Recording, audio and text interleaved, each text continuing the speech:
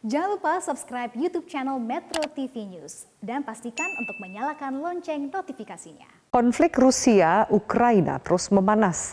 Rusia dan Belarus terus melancarkan latihan militer bersama di tengah kekhawatiran akan invasi Rusia ke Ukraina dalam waktu dekat. Apa pemicu utama ketegangan dua negara tetangga ini? Berikut informasinya.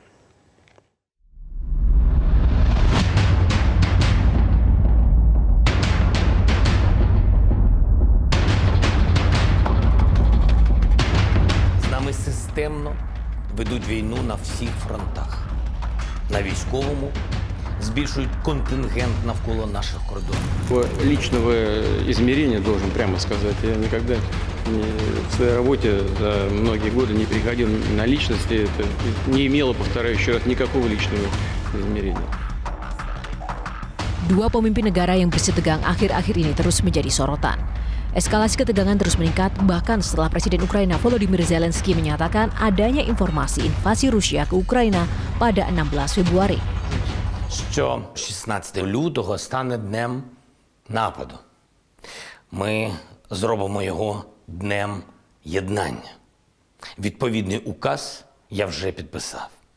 Цього дня ми вивісимо національні прапори, вдягнемо синьо-жовті стрічки та покажемо всьому світу нашу єдність. Konflik Ukraina-Rusia memiliki sejarah panjang. Wilayah Ukraina berbatasan dengan Uni Eropa dan juga dengan Rusia yang merupakan bekas bagian dari Republik Soviet. Dilihat dari sejarahnya, Ukraina dan Rusia memang memiliki ikatan sosial budaya yang kental.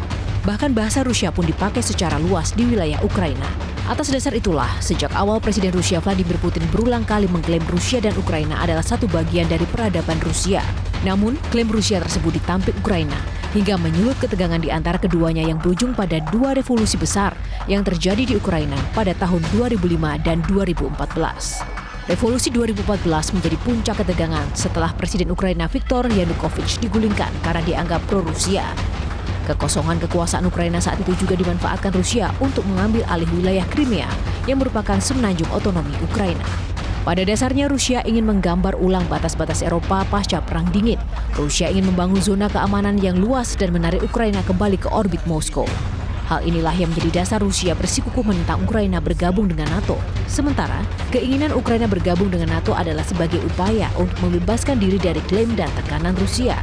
Hingga akhirnya, pada tahun 2015, keduanya melakukan gencatan senjata.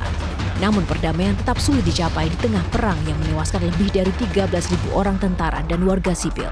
Dan hingga saat ini, ketegangan Rusia-Ukraina terus membara. Rusia menempatkan ratusan ribu pasukannya di perbatasan Ukraina dan Rusia dan semakin intens melakukan latihan militer dari darat dan udara.